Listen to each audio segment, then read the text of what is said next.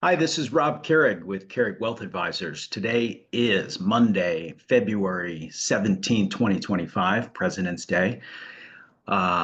Beautiful day here in New Hampshire.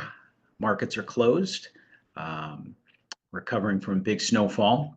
And I am sitting at home making a video for all you guys. So what I want to talk about is Trump and the concern that I have heard from several of my clients, and I sense I'm probably uh, many more of my clients are concerned about Trump. So I'm going to show some slides, walk through some thinking.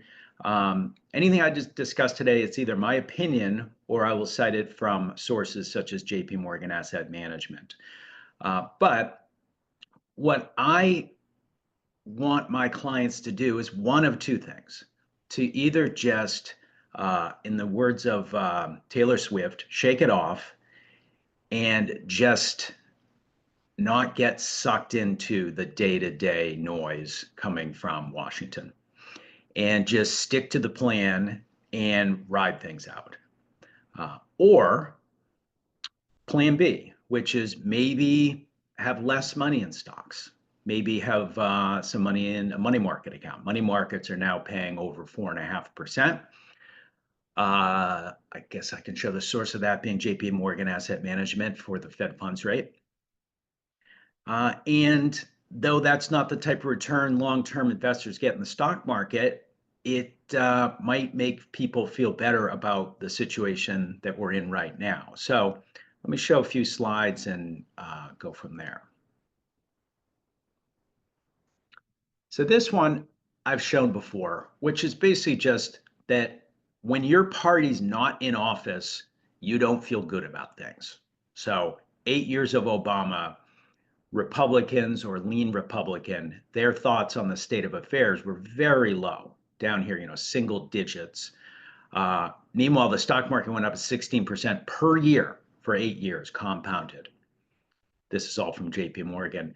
Then when Trump got elected, things flip-flopped. And then when Biden got elected, they flip-flopped again. So part of what I feel like my clients are feeling that are more left-leaning is just unease that their party is not in office. Now, I know many of you listening to this would be, no, I'm not concerned about Republicans. I'm concerned about Trump. And I get that. Trump is an unconventional president. And, I too have been sort of bewildered by what's going on a day to day basis. But um, I'm trying to not, as I said, get sucked too far into him. Let me show another slide here. So this one I show all the time, the S&P 500 over basically in my career, but I'm going to focus on this period right here. So in 2022, the S&P was down 25% roughly at its worst. This is all price return. It doesn't include dividends. Uh, and I had several clients get out of the stock market right around here.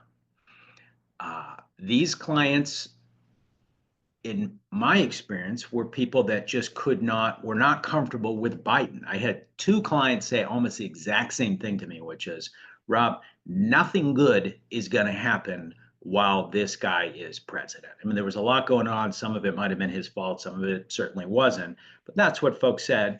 And a few clients got out here. Now, maybe they invested in things that paid 4 or 5%, but the stock market went up 61%. That's not even including dividends. So it's even more than that. And this is as of September 30th, 2024. It isn't even the full year. So I understand why people may want to change their strategy, but empirically, that was not great timing to get out of stocks. Now, do I know that that's going to be the case going forward? No. I suspect there will be bouts of volatility, just like there always has been. I mean, under the 8 years of Obama, there were multiple periods of time where the S&P went down almost 20%. You can see that on this JP Morgan chart. And for the most part, the right thing to do was to just ride it out. I'm going to quote one of my favorite bloggers is a guy named Ben Carlson. He wrote a blog February 4th called Don't Freak Out. And his ending line is, the media is going to overreact. Politicians are going to overreact. People on social media are going to overreact. Your coworkers are going to overreact. I know it's easy to freak out when you see scary or uncertain headlines, but freaking out is not a strategy. It never is.